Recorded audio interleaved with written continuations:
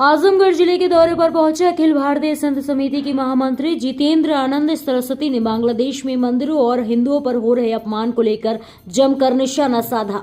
सुनिए उन्होंने क्या कहा। आजमगढ़ आए हैं, इस तरीके से बांग्लादेश में हिंदुओं पर अत्याचार हो रहा है, क्या कहना चाहेंगे? बांग्लादेश पर के अंदर जो कुछ भी हुआ है 5 अगस्त के बाद शेख हसीना को अपदस्थ करके, इसलिए राष्ट्रीय स्वयंसेवक संघ के नेतृत्व में पूरे देश में विरोध प्रदर्शन संतों के द्वारा हो रहे हैं। वहाँ चिन्मय दास के साथ ही 2 और संतों की गिरफ्तारी और न्यायालय में मुकदमा लड़ रहे वकीलों पर कातिलाना हमले ये बर्दाश्त के बाहर हैं।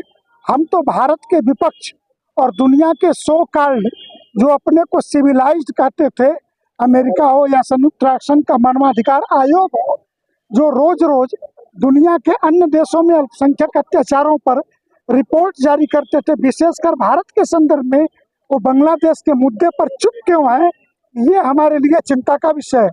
और ऐसे दोगलों को बेनकाब करने के लिए प्रत्येक जिलों में यह प्रदर्शन है कि हिंदू समाज एकजुट नहीं हुआ तो हिंदू अगर बटेगा तो कटेगा।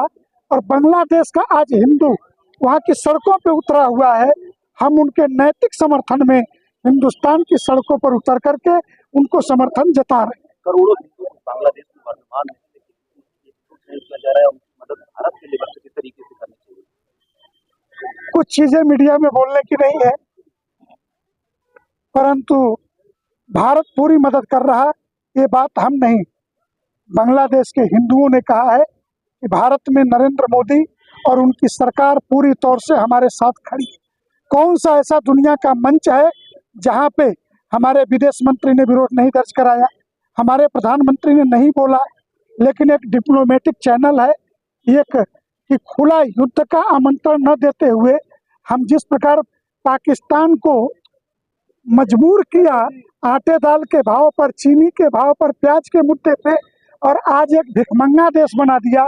आने वाले दिनों में यही स्थिति रही तो हम बांग्लादेश को भी भीख मंगा देश बना करके एक उसको भीख मांगते हुए वो नजर आएगा, आपको साफ साफ दिखेगा। प्रधानमंत्री को शरण देना ही ये वजह है?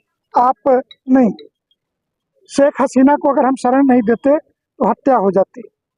ढाका और हमारे एक राज्य त्रिपुरा की राजधानी अगरतला के बीच सिर्फ 83 किलोमीटर की दूरी है, इसलिए उन्हें बचाना।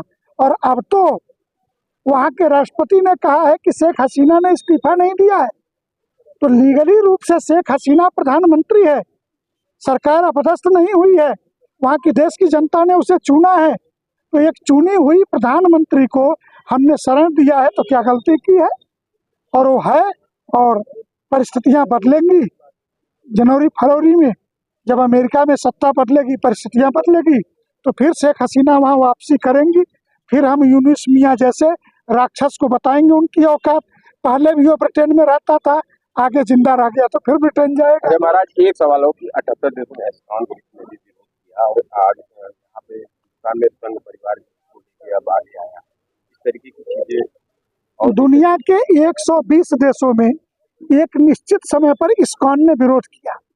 दुनिया का सबसे बड़ा हिंदुओं का संगठन राष्ट्रीय स्वयंसेवक संघ इस मुद्दे पे उतरा है।